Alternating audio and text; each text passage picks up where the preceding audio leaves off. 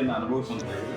ಇದು ತಮ್ಮ ಕಡೆ ಅಟೆನ್ಷನನ್ನು, ಗಮನವನ್ನು ತಮ್ಮ ಕಡೆ ಕಳೆದುಕೊಳ್ಳುವ ಪ್ರಯತ್ನ ಹೊರತಾಗಿ, ಗಮನವನ್ನು ಸೆಳೆಯುವ ಕಳ್ಳಾಟ ಹೊರತಾಗಿ ಯಾವುದೇ ಕಳ್ಳ ಊಟು ಇತ್ಯಾದಿ ಇಲ್ಲ. ಯಾಕಂದರೆ ಅವರೇನು ಶಕುನ ರಾಣಿ ಅಂತ ಅನ್ನೋದು ಮಾಡಿದ್ರು. ಕರ್ನಾಟಕದಲ್ಲಿ 27 ಅಕ್ಟೋಬರ್ಗೆ ವೋಟರ್ ಲಿಸ್ಟನ್ನು ಕೊಟ್ಟರು. ಡ್ರಾಫ್ಟ್ ವೋಟರ್ ಲಿಸ್ಟನ್ನು ಎಲ್ಲ ಪಾರ್ಟಿ ಕೊಟ್ಟಿದ್ದಾರೆ, ಅವರೆಲ್ಲ ಸ್ವೀಕಾರ ಮಾಡಿದ್ದಾರೆ. ಅದಾದ ನಂತರ ಫೈನಲ್ ಡ್ರಾಫ್ಟನ್ನು ಜನವರಿ ಕೊಟ್ಟಿದ್ದಾರೆ.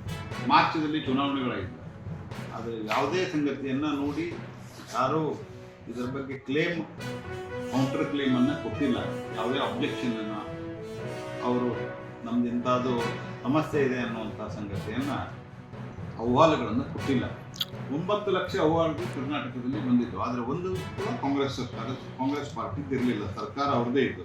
35ರ ನಂಬರ್ ಬಗ್ಗೆ ಅವರು ಭಾಳ ಹೇಳಿದರು. ಆ 35 ನಂಬರ್ ಬಗ್ಗೆ ಎಲ್ಲರಿಗೂ ಗೊತ್ತಾಗಿದೆ. 35 ರೂಮ್ಗಳಿದ್ದಾವೆ, ಒಂದೇ ಸರ್ವೆ ನಂಬರ್.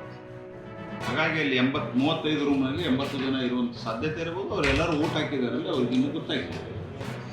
ಹಾಗೆ ಕಾಂಗ್ರೆಸ್ಸು ಸುಳ್ಳು ಹೇಳ್ತಾ ಇದೆ ಮತ್ತು ಒಬ್ಬ ಎಸ್ ಟಿ ನಾಯಕನಿಗೆ ಆತ್ಮವಿಮರ್ಶೆ ಮಾಡಿಕೊಳ್ಳಿಕ್ಕೆ ಕರೆ ಕೊಟ್ಟಿದ್ದಕ್ಕೆ 72 ವರ್ಷದ 73 ವರ್ಷದ ಒಬ್ಬ ಎಸ್ ಟಿ ನಾಯಕನಿಗೆ ಕತ್ತನ್ನು ಹಿಡಿದು ಹೊರದಬ್ಬಲಾಗಿದೆ. ಇದು ಅತ್ಯಂತ